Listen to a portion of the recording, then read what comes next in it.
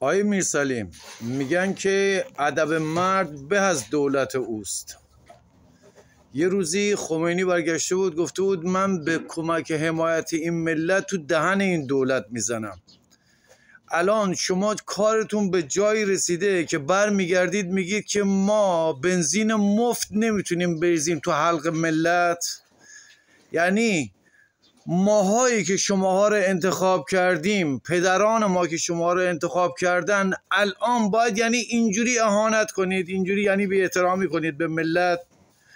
یعنی من ماها به عنوان یک ایرانی، به عنوان یک شهروند ایرانی جزو همین ملت هستیم، هیچ حقی از این آب و خاک و گل هیچی نداریم. یعنی شما باید این داستان اون 206 لنکروز هر چی دلتون بخواد بگید. رو چه حسابی؟ کی هستید شما؟